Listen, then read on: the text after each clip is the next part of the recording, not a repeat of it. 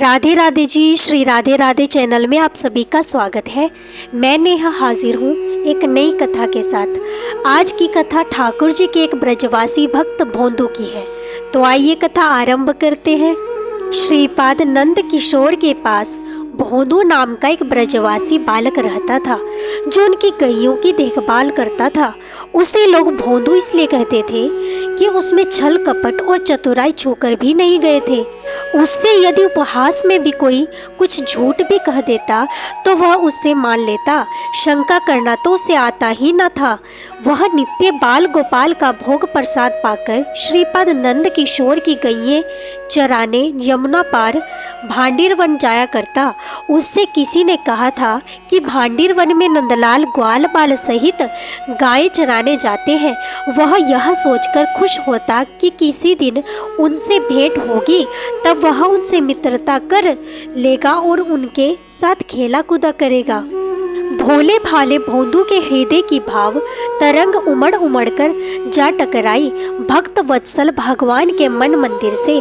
उनमें भी एक अपूर्व भाव जाग पड़ी। एक नई वासना भोंदू के साथ मित्रता कर खेल कूद का आनंद लेने की। तो हो गई एक दिन भेंट दोनों की। भेंट मित्रता में बदलते देर न लगी। भोंदू नित्य कुछ खाने पीने की सामग्री अपने साथ ले जाता। नंदलाल और उनके साथी ग्वाल बालों के साथ खाते पीते खेलते और नाचते कूदते। कई दिन श्रीपाद नंद किशोर ने देखा भोंदू को सामान सिर पर ढोकर ले जाते। एक दिन उन्होंने पूछा, भोंदू यह क्या ले जा रहा है? भोंदू ने कहा, जे दाल भाटी है श्रीपाद। श्रीपाद नंद किशोर बोले, दाल भाटी किसके लिए? भोंदू ने कहा, नंदलाल और उनके साथी ग्वाल बालों के लिए। हम सब मिलके रोज दाल भाटी बनाते हैं। श्रीपाद नंद किशोर ने कहा, नंदलाल? कौन से नंदलाल रे? भोंदू ने कहा, वही बंशीवारे जो भांडीर वन में गाय चराते हैं। श्रीपाद नंद किशोर ने कहा, बंसीवारे भांडीर वन में गाय चराते हैं? अच्छा बताओ तो उनका मुखारविंद और वेशभूषा कैसी है? भोंदू ने कहा, वे बड़े मलूक हैं। सिर पर मोर मुकुट धारण करते हैं और कानों में कुंडल, गले में वैजंती माला धारण करते हैं और पीले रंग की ओढ़नी ओढ़े हैं। सच में बड़े सुंदर लगते हैं। श्रीपाद नंद किशोर आश्चर्यचकित नेत्रों से भोंदू की ओर देखते रह गए। उन्हें उसकी बात का विश्वास नहीं हो रहा था, पर वे विश्वास किए बिना रह भी नहीं सके थे, क्योंकि वे जानते थे भोंदू झूठ नहीं बोलता। श्रीपाद नंद किशोर ने कहा, अच्छा भोंदू, एक दिन नंदलाल और उनके साथियों को यहाँ ले आना। उनसे कहना श्रीपाद के यहाँ आपको दाल भाटी का निमंत्रण है। वे आ जाएंगे ना? भोंदू ने कहा, आएंगे क्यों नहीं, मैं जरूर ले आऊंगा। भोंदू ने खुश होकर कहा। उस दिन भांडीर वन जाते समय भोंदू सोच रहा था, आज नंदलाल से श्रीपाद नंद किशोर जी का निमंत्रण कहूँगा तो वह कितना खुश होगा। पर जब उसने निमंत्रण की बात कही तो वे बोले, हम किसी के न्योता व्योता नहीं खाते। भोंदू का चेहरा सुस्त पड़ गया। भोंदू ने कहा, नाय नंदलाल, आपको चलना पड़ेगा। मैंने श्रीपाद नंद किशोर जी से कह दिया है, मैं आपको ले जाऊंगा। नंदलाल ने कहा, नाय हम ना जाए, हमको श्रीपाद से क्या करना? नंदलाल ने गर्दन हिलाकर मुंह बिचकाते हुए कहा। भोंदू रोष अथवा गुस्सा करना नहीं जानता था, पर उस समय उसे रोष आ गया। उसने नंदलाल से कुछ नहीं कहा, पर वह अपनी गायों को अलग कर कहीं अन्यत्र जाने लगा। जैसे वह नंदलाल से कह रहा हो, तुम्हें श्रीपाद से कुछ नहीं करना तो मुझे भी तुमसे कुछ नहीं करना, बस हो चुकी तेरी मेरी मैत्री। वह थोड़ी दूर ही जा पाया था कि नंदलाल ने पुकारा, भोंदू, ओ भोंदू, नेक सुन जा।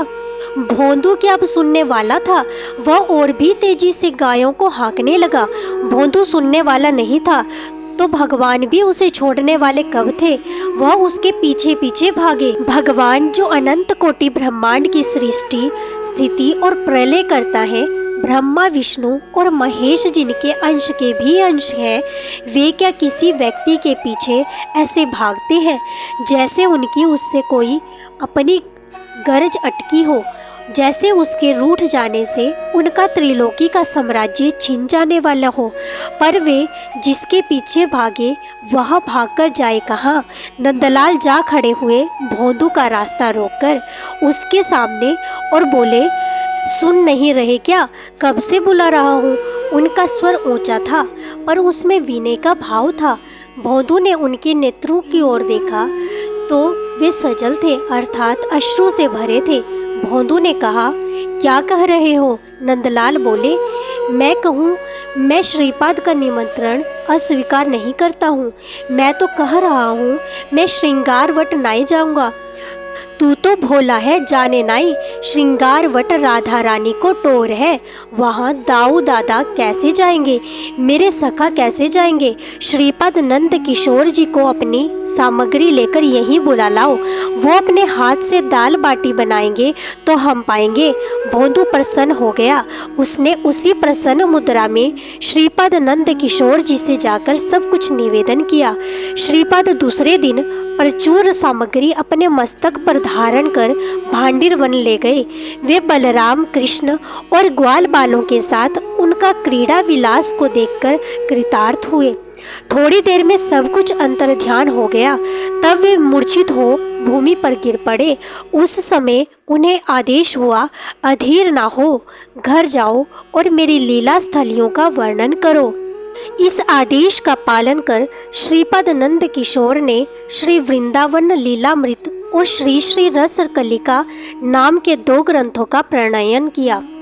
इस प्रकार से प्रभु अपने सच्चे भक्त के भाव पर रीझ जाते हैं, क्योंकि कहा भी तो जाता है कि निर्मल मन जन सो मोहि पावा, मोहे कपट छल छिद्र ना भावा। इसी तरह की कथाओं को सुनने के लिए हमारे चैनल को सब्सक्राइब करें। वीडियो अच्छी लगी तो लाइक करें, शेयर करें और कमेंट में राधे राधे ज़रूर लिखना। धन्यवाद।